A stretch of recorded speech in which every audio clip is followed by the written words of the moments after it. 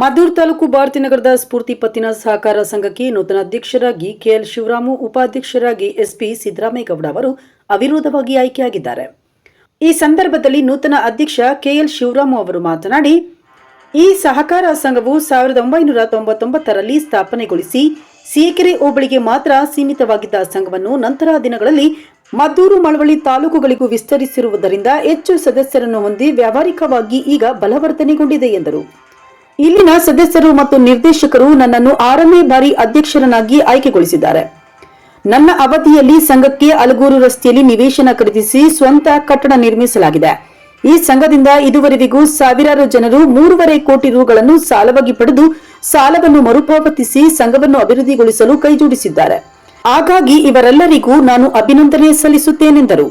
ಇನ್ನು ಸಂಘದ ಸದಸ್ಯರು ನಿಧನಗೊಂಡಲ್ಲಿ 5,000 ಮರಣ ನಿಧಿ, ಎಸ್ಎಸ್ಎಲ್ಸಿ ಮತ್ತು ಪಿಯುಸಿಯಲ್ಲಿ ಹೆಚ್ಚು ಅಂಕ ಪಡೆದು ಸದಸ್ಯರ 20ಕ್ಕೂ ಹೆಚ್ಚು ಮಕ್ಕಳಿಗೆ ಪ್ರೋತ್ಸಾಹಧನ ನೀಡಿ ಗೌರವಿಸಲಾಗುತ್ತಿದೆ.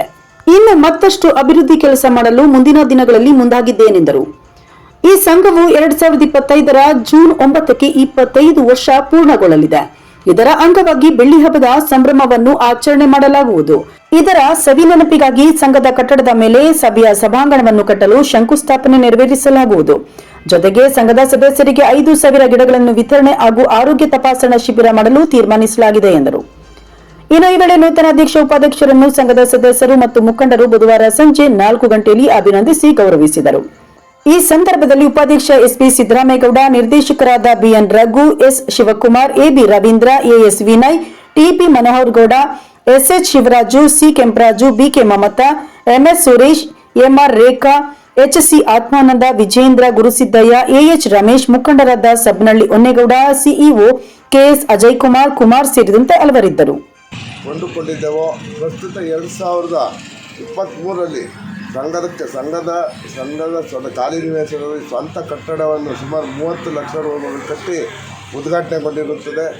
ಇದೇ ಸಂದರ್ಭದಲ್ಲಿ ಸಂಘವು ಸ್ಫೂರ್ತಿದಾಯಕವಾಗಿ ನಡೆಯುತ್ತಿರುತ್ತದೆ ಹಾಗೂ ಹೆಚ್ಚು ಸದಸ್ಯರು ನಮ್ಮಲ್ಲಿ ಬರ್ತಾ ಇದ್ದಾರೆ. ಅದರ ಜೊತೆಗೆ ಸಂಘದಿಂದ ಸದಸ್ಯರಿಗೆ ಮರಣೋತ್ತರ ನಿಧಿಯಾಗಿ ಪ್ರತಿ ಸದಸ್ಯರಿಗೆ ಸಂಘ 5,000 ರೂಪಾಯಿಗಳನ್ನು ಕೊಡ್ತಾ ಇದ್ದೇವೆ ಇದುವರೆಗೂ.